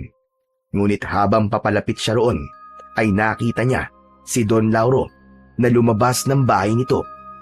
Mabilis yun naglakad patungo sa likod na bahagi ng mansyon. Tatawagin sana ni Esteban si Don Lauro, ngunit nawala yon sa kanyang paningin. Sinundan na lang niya yon, ngunit nang paliko na siya sa likod ng bahay, ay napatago siya sa isang puno nang makita niya ang kakaibang nangyayari kay Don Lauro. Unti-unting nagbabago ang anyo ng mayamang lalaki. Tinubuan ito ng makapal na balahibo sa buong katawan. Matapos yun, ay humaba din ang mga kuko nito at naging matutulis na animoy matatalim na kutsilyo. Maging ang mga ngipin nito ay naging matutulis na animoy lagari. Naging mabalasik ang muka ni Don Lauro at sa isang iglap ay nag-anyong halimaw ito. Napatda si Esteban. Hindi siya makapaniwala sa kanyang nakita. Kung ganon, totoong sinabi ng matanda. Aswang nga si Don Lauro. Nagkaroon ng matinding kagustuhan si Esteban na makaalis na roon. Sigurado siya na sa sandaling makita siya ng aswang na si Don Lauro, ay yun na ang magiging katapusan niya. Napagtanto niya na maaaring may katotohanan din ang sinabi ng matanda na kaya nais makuha ni Don Lauro ang ginintoang itlog ng dragon ay upang maging immortal ito. Halos pigilan ni Esteban ang kanyang paghinga. Nagdasal siya na sana ay umalis na ang aswang upang makaalis na rin siya. Hanggang sa biglang lumingon ng aswang sa punong pinagtataguan ni Esteban. Alam kong may tao dyan. Lumabas ka at magpakita ka sa akin. O baka gusto mong ako pa ang lumapit sa'yo. Sa takot ni Esteban ay lumabas na siya sa likod ng puno. Esteban, ikaw, anong ginagawa mo dito ng ganitong oras? Don Lauro, hindi ko sinasadyang makita ang hindi ko dapat makita. Pakiusap, huwag niyo akong papatayin. Nangangako po ko na hindi ko sasabihin sa kahit na sino ang aking nalaman. At paano ko makakasiguro na gagawin mo ang iyong sinabi? Sandali, ano yan dala mo? Ano ang laman ng bayong na hawak mo? Wala ho, Don Lauro. Mga gulay lang. Ngunit hindi gulay ang naamoy ko, kundi ang aking matagal nang hinahanap, ang ginituang itlog ng dragon. Hindi mo ito makukuha. Alam ko na ang katotohanan. Alam kong kaya mo gustong makuha ito ay upang maging immortal ka at mas lalo kang lumakas. Tama ka, Esteban. Kaya akin ang ginituang itlog ng dragon. Lumapit ka sa akin at ibigay mo na yan. Hindi ako papayag na mapunta sa ito. Mas lalo lang dadami ang magiging biktima mo. Kung ganun, ay ako na lang ang kukuha yan mula sa'yo. Nagsimulang maglakad si Don Lauro palapit kay Esteban. Napaatras si Esteban sa kanyang kinatatayuan. Sigurado siya na kapag hindi pa siya tumakbo ng sandaling yun, ay papatayin talaga siya ni Don Lauro. Kaya bago pa tuluyang makalapit ang aswang sa kanya, ay mabilis siyang tumakbo. Nang lumabas siya ng gate, ay nagtaka pa ang gwardya kung bakit siya nagmamadali. Patuloy na tumakbo nang mabilis si Esteban. Lumingon siya sa likod at hindi na niya nakita ang aswang. Ganun pa man, pakiramdam niya ay nakasunod pa rin yun sa kanya, kaya hindi siya huminto. Dumiretso siya sa bahay ni Paeng dahil alam niyang naroon ang kanyang anak. Halos gibain na niya ang pinto ng bahay ni Paeng nang katukin niya yon. Paeng! Paring Paeng! Buksan mo ang pinto! Bilisan mo, pare! Hindi nagtagal ay binuksan ng pupungas-pungas na si Paeng ang pinto. Halatang nagising ito dahil sa malakas na pagkatok ni Esteban. Ano ba pare? Grabe ka naman mambulahaw. Sige yan pare, nasa sige yan. Wala siya rito, nandun siya sa bahay nyo. Ano? Hindi ba sabi ko dito mo muna siya patulugin? Oo nga ayaw ng anak mo matulog dito Ang sabi niya doon na lang daw siya matutulog sa bahay nyo. Kasi hihintayin ka raw niya. Yun ang gusto niya, kaya hinayaan ko na lang. Teka nga, bakit ba tarantang-taranta ka? Parang hinahabol ka ng aswang Tama ka, hinahabol talaga ako ng aswang. Si Don Lauro, siya ang aswang pare. Siya ang aswang na matagal na pumapatay ng mga tao dito sa baryo natin. Ano pare? Dahan-dahan ka sa sinasabi mo. Baka may makarinig sa'yo at paniwalaan ka. Sige ka, baka idemanda ka pa ni Don Lauro nang dahil sa paninirang puri. Pare, ano ka ba? Nagsasabi ako ng totoo. Aswang talaga si Don Lauro. Siya ang humahabol sa akin kasi nakita ko na nagbagong anyo siya. Naging aswang talaga siya pare. Kitang-kita ng dalawang mga mata ko. Kung hinahabol ka niya, nasan siya pare? Napamaang si Esteban sa tanong ni Paeng. Labis ang kabang lumukob sa kanya nang isang bagay ang pumasok sa kanyang isip. Sige yan pare. Mag-isa lang siya sa bahay, di ba? Oo nga, yun ang sinabi ko sa'yo kanina Paeng, pumunta ka sa bahay ni Kapitan. Sabihin mo na tawagin niya ang mga tanod at pumunta sila sa bahay ko. Bilisan mo, kailangan kong puntahan si Gian dahil baka doon nagpunta si Don Lauro. Bilisan mo pare! Hindi na hinintay ni Esteban na makapagsalita pa si Paeng at mabilis na siyang tumakbo papunta sa bahay nila. Habang tumatakbo ay panay ang dasal niya na sana ay ligtas ang kanyang anak. Nang natanaw na niya ang bahay nila ay mas lalong tumindi ang takot niya nang makita niyang nakabukas ang pinto nun. Mas lalong binilisan ni Esteban ang pagtakbo. Papasok na sana siya pero biglang lumabas ang aswang na si Don Lauro habang hawak ang kanyang anak na umiiyak. Tatay! Tulungan niyo po ako, tatay! Tulungan niyo po ako, papatayin po ako ng aswang na to! Hayop ka, Don Lauro. Pakawalan mo ang anak ko. Huwag mo siyang sasaktan. Hindi siya masasaktan kung ibibigay mo ang gusto ko. Oo na, sige na. Ibibigay ko na sa iyo ang ginitong itlog. Basta pakawalan mo lang ang anak ko. Tatay, natatakot po ako! Tulungan niyo po ako, ang pangit po ng aswang na to! Huwag ka mag-alala, anak. Hindi ako papayag na may mangyaring masama sa iyo. Naiinip na ako, Esteban. Akin na ang ginitong itlog ng dragon. Hakbang na sana si Esteban palapit sa aswang nang biglang dumating si Paeng kasama ang kapitan at mga tanod ng kanilang baryo. Nang hilakbot ang mga yun nang makita ang aswang na hawak si Gian. Kapitan, ayun po yung aswang! Si Don Lauro po yan! Walang hiya ka, Esteban. Ibinunyag mo na pala sa lahat na isa kong aswang. Kung ganon, mas papahirapan kita. Magkita tayo bukas ng gabi sa talon sa gitna ng gubat. Ikaw lang ang pupunta ron dahil agad kong papatayin ang anak mo kapag nalaman kong nagsama ka ng iba. Dalin mo ang bagay na alam mong kailangan ko upang mailigtas mo ang iyong anak. Parang awa mo na, Don Lauro. Ibalik mo na sa akin ang anak ko. Nagmamakaawa ko sa iyo. Heto na ang itlog. Hindi pinakinggan ni Don Lauro ang pagsamo ni Esteban.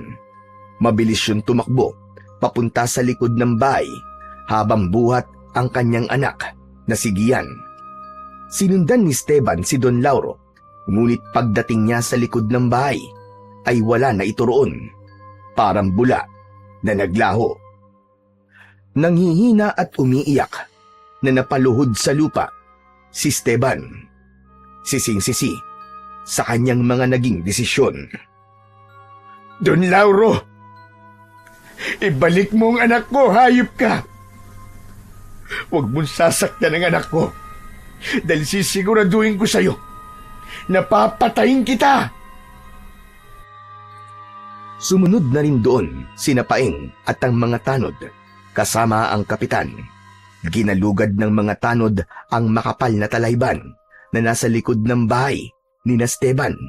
Ngunit bigo ang mga yon na makita ang aswang na si Don Lauro at si Gian. Hindi umalis si Paeng sa tabi ni Esteban. Wala itong tigil sa paghaplos sa likod ng kumpare niya upang pakalmahin siya sa paghagulgol. Ngunit alam ni Esteban na walang kahit anong bagay ang makakapagpakalma sa kanya, lalo na't alam niya na nasa matinding panganib ang kanyang nag-iisang anak.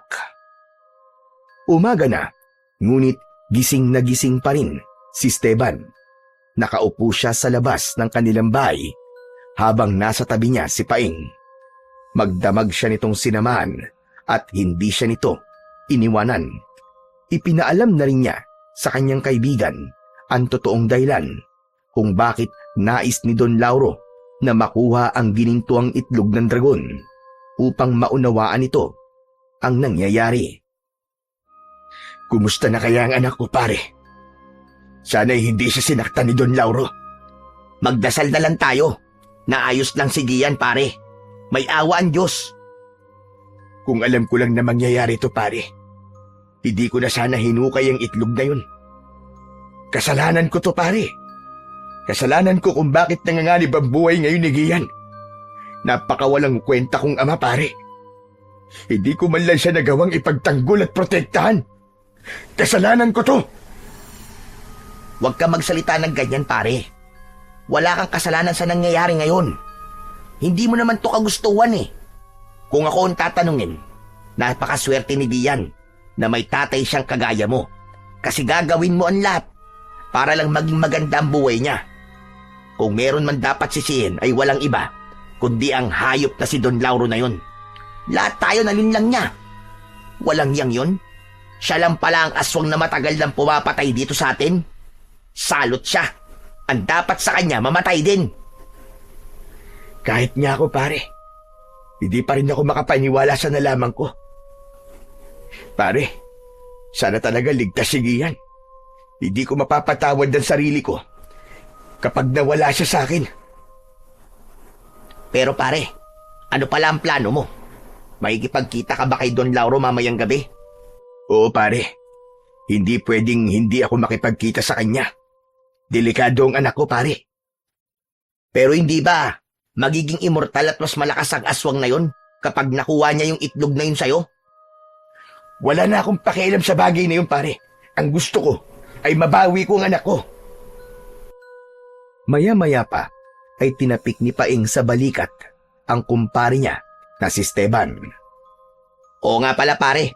Uuwi na muna ako sa amin ha. At baka mabungangaan pa ako ng misis ko eh. Babalik din ako mamaya rito. Sige, pare. Maraming salamat sa tulong mo. Nang nakaalis na si Paeng, ay muling napaluha si Esteban. Kahit alam niya na wala siyang kasalanan sa nangyari, ay hindi pa rin niya naiwasang sisihin ang kanyang sarili. Hindi niya kayang kumalma hanggat alam niya na nasa kamay ng isang aswang si Gian at posibleng mamatay. Makalipas ang ilang sandali, ay napatayo si Esteban nang makita niyang palapit ang matandang lalaki na nagnakaw sa kanya ng ginintuang itlog.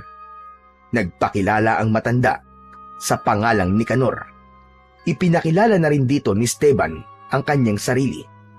Anito, mabuti na lang at may mga nakarinig sa pagsigaw nito kaya nagawa nitong makawala mula sa pagkakatali. Nasaan na ang ginintuang itlog ng dragon, Esteban? Nasaan na? Wag ho kayo mag-alala, Tatang. Nasa akin pa rin po ang ginintuang itlog ng dragon. Pero ibibigay ko na po sana yung kagabi kay Don Lauro. Mabuti na lang. Nakita ko na nag-anyong aswang siya. Doon ko na pagtanto na totoo lahat ng sinabi niyo sa akin. Mabuti na lang at hindi mo yun naibigay sa kanya. Pero Tatang, ang problema, hawak ngayon ni Don Lauro ang anak ko. Ang gusto niya ay ibigay ko sa kanya ang ginintuang itlog ng dragon kapalit ng buhay ng aking anak. Huwag mong hahayaan na mapunta sa aswang na yun ang gusto niya. Ipapaalala ko lang sa iyo, Esteban, na sa oras na makuha niya ang ginintuang itlog ng dragon, ay magiging immortal siya at mas lalo siyang lalakas. Magdudulot yun ng mas maraming kamatayan ng mga tao. At alam kong ayaw mo yung mangyari. Anak ko na ho ang pinag-uusapan dito. Kahit ikaw, Mang Nicanor, kung anak mo nasa ganitong sitwasyon, ay sigurado ko na lahat ng paraan ay gagawin mo para lamang mailigtas siya sa bingit ng kamatayan. Naiintindihan kita, Esteban. Ngunit mas makakabuti kung magkakaroon tayo ng konkretong plano upang mailigtas ang anak mo at tuluyan na nating mapatay ang hayop na aswang na yon na si Don Lauro. Dahil mailigtas mo man ang anak mo, pero kung mapupunta naman sa kanya ang ginintuang itlog ng dragon, hindi lang ang mga tao sa baryong ito ang manganganib, kundi maaari ka rin niyang balikan at ang anak mo. Napagtanto ni Esteban na may punto ang sinabing yun ng matandang lalaki na si Mang Nicanor. Hanggang sa pakiramdam niya ay nawala ang ulap na nakabalot sa utak niya. Isinantabi niya muna ang kanyang emosyon at naisip niya na kailangan niyang pakinggan kung ano ang nais gawin ni Mang Nicanor. Kung ganun, Tatang, anong planong sinasabi mo? Huwag kang mag-alala. Kung magagawa natin ng maayos at tama ang plano ko, ay maililigtas natin ang iyong anak at mapapatay natin si Don Lauro. Nakinig si Esteban sa inilatag na plano ni Mang Nicanor. Matapos nilang mag-usap sa kung ano ang gagawin nila, ay mas lalong nagkaroon ng lakas ng loob si Esteban na mailigtas ang kanyang pinakamamahal na anak na si Gian mula sa aswang na si Don Lauro. Alam niyang delikado ang gagawin nila, ngunit wala na siyang pakialam dahil isa siyang ama na handang ilagay sa panganib ang sarili niyang buhay para sa kaligtasan ng kanyang anak. Pagsapit ng gabi ay nagsimula ng maglakad si Esteban papasok sa gubat kung saan sila magkikita ni Don Lauro. Mahigpit ang pagkakahawak niya sa bayong nabitbit niya. Hindi nagtagal ay narating na rin niya sa wakas ang talon kung saan sila magkikita ng aswang na si Don Lauro. Tanging ang lagaslas ng tubig sa talon ang naririnig niya. Don Lauro, narito na ako.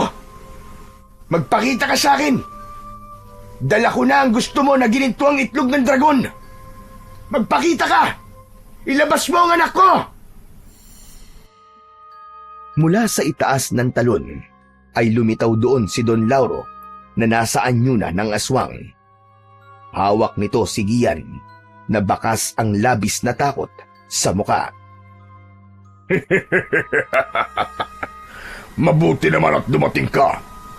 Pero teka lang, tumupad ka ba sa ating usapan? Ipapaalala ko lang sa iyo na kapag nalaman ko na nagsama ka ng ibang tao rito, ay papatayin ko kagad ang anak mo. Hindi ko ilalagay sa panganib ang buhay ng anak ko. Kaya huwag kang mag-alala. Wala akong kasama, Don Lauro. Mag-isa lang ako nagpunta rito. Nasaan ang anak ko? Siguraduhin mo lang. Ngayon, magpunta ka rito at ibigay mo sa akin ang ginintuang itlog ng dragon. Walang pagdadalawang isip na tinahak ni Esteban ang daan papunta sa itaas ng talon. Nang makarating siya ron, ay huminto siya ng ilan di pa ang layo kina Don Lauro at sa anak niyang si Gian. Tatay! Tulungan niyo po ako! Ayoko na po sa pangit na aswang na to! Tay, natatakot na po ako sa kanya! Manahimik kang bata ka. Baka gusto mong ipakita ko sa'yo kung ano ang kayang gawin ng tinatawag mong pangit na aswang. Huwag kang mag-alala, anak. Ililigtas kita sa kanya. Makakauwi rin tayong dalawa sa bahay. Tama na ang drama. Akin na ang hinihingi ko sa iyo, Esteban. Ibigay mo na sa akin. Pakawalan mo muna ang anak ko. At saka ko ibibigay ang gusto mo, Don Lauro. Hindi ikaw ang masusunod dito, kundi ako. Lumapit ka at iabot mo sa akin ang bayong. Paano ako makakasiguro? Natutupad ka sa usapan natin. Wala kang pagpipilian, kundi ang magtiwala sa aking mga sinasabi, Esteban. Kailangan ko munang makuha ang ginituang itlog ng dragon bago mo makuha ang iyong anak. Bilisan mo, dahil mabilis akong mainip. At pag nainip ako, papatayin ko na lang tong anak mo at ako na mismo ang kukuha sa'yo ng bayong na yan. Umiim ang bagang ni Esteban at saka siya nagdesisyon na lumapit na kay Don Lauro. Maingat ang bawat takbang niya dahil isang maling tapak niya ay maaari siyang madulas at mahulog mula sa kinaroroonan nila. Nagtama ang mga mata nila ni Esteban at Gian. Gamit ang mga mata ay nag-usap sila at umasa si Esteban na nakuha ng anak niyang si Gian ang gusto niyang iparating. Nang nasa harapan na si Esteban ni Don Lauro, ay inilahad ni Don Lauro ang isang kamay nito. Kaya isang kamay na lang nito ang nakahawak kay Gian. Akin na ang bayong at umasa ka na kagad kong papakawala ng anak mo. Akin na yan. Unti-unting inabot ni Esteban ang bayong kay Don Lauro, ngunit imbis na ibigay yon sa aswang, ay ubod lakas niyang hinampas sa gilid ng ulo ang aswang ng bayong na hindi gininto ang itlog ang laman, kundi isang malaki at matigas na bato. Malakas na napasigaw si Don Lauro at napahawak ito sa ulo nito, kaya nabitiwan nito si Gian. Agad na tumakbo si Gian palapit kay Esteban. Walang hiya ka! Pagsisisihan mo itong ginawa mo! Nang susugod na si Don Lauro, ay muling inihampas ni Esteban ang bayong na may lamang bato sa ulo ng aswang at malakas niya yung sinipa sa tiyan. Nahulog si Don Lauro mula sa itaas at bumagsak yon sa tubig sa ibaba. Hindi na nagsayang ng pagkakataon si Esteban at hinila na niya si Gian pababa sa kinaroroonan nila. Sa gilid ng mga mata ni Esteban ay nakita niya ang paglitaw ni Don Lauro mula sa tubig. Buhay pa rin ang aswang, ngunit duguan na ang ulo nito. Sa tingin mo ba ay matatakasan niyo ko? Papatayin kita, Esteban, at uunahin ko ang anak mo para masaksiyan mo kung paano ko pagpira-pirasuhin ang kanyang katawan. Nagsimula ng maglakad si Don Lauro patungo sa gilid ng talon, habang sina Esteban at Gian naman ay tuluyan ng nakarating sa ibaba. Huminto sila at hindi inalis ni Esteban ang mata niya kay Don Lauro. Tay, ano pong ginagawa natin dito? Tara na po! Tumakas na po tayo! Andiyan na po yung aswang! Walang silbi ang pagtakbo natin palayo sa aswang na yan, anak. Mabilis siyang kumilos, kaya maaabutan pa rin niya tayo. Ano pong gagawin natin, Tay? Hayaan na lang po ba nating patayin niya tayo? Ganyan nga, Esteban. Huwag mo nang pahirapan ang iyong sarili. Tanggapin mo na lang ang kamatayan mo at ng anak mo sa aking mga kamay. Dahil ibigay mo man o hindi sa akin ang ginintuang itlog ng dragon, ay papatayin ko pa rin naman kayong dalawa. Nakarating na sa gilid ng talon si Don Lauro. Akmang aaho na ito mula roon nang biglang dumating ang matandang si Mang Nicanor at tumayo ito sa harap mismo ni Don Lauro. Hindi maaari. Nicanor! Sa wakas, nagkaroon na rin ako ng pagkakataon upang wakasan ang buhay mo, Lauro. Napakatagal na panahon na tinutugis mo ko dahil sa ginintuang itlog ng dragon. Ngayon naman, makakapagpahinga na ako mula sa kasakiman mo sa kapangyarihan. Mula sa tungkod ni Mang Nicanor ay hinugot nito ang isang manipis na espada. Walang pagdadalawang isip na ginilitan ni Mang Nicanor sa leeg ang aswang na si Don Lauro. Matapos yun ay itinarak nito ang espada sa noo ng aswang at lumagpas yun sa likod ng ulo nito. Hindi na nakaporma si Don Lauro sa bilis ng galaw ni Mang Nicanor. Muling bumagsak sa tubig ang aswang at sa pagkakataong yun ay wala na itong buhay. Inanod na ng rumaragas ang tubig ang katawan ni Don Lauro hanggang sa tuluyan na yung nawala sa kanilang paningin. Nang sandaling yun ay nawala na ang tinik sa dibdib ni Esteban dahil nagtagumpay sila ni Nicanor sa kanilang plano. Naluluwa namang niyakap ni Esteban si Gian. Anak, sinaktan ka ba ng aswang na yun? Hindi naman po, tay. Pero palagi niya po akong tinatakot. Napapatayin daw po niya ako. Hindi mo na ngayon kailangan matakot, anak. Wala na ang aswang. Hindi na niya tayo masasaktan. Nakangiting lumapit si Nicanor sa mag-ama. Masaya nitong pinanood ang muling pagsasama nina Esteban at Gian. Matapos yakapin si Gian, ay humarap si Esteban kay Nicanor. Maraming salamat po, Mang Nicanor. Kung hindi ako naniwala sa plano niyo, ay baka hindi ko na nakasama ang aking anak.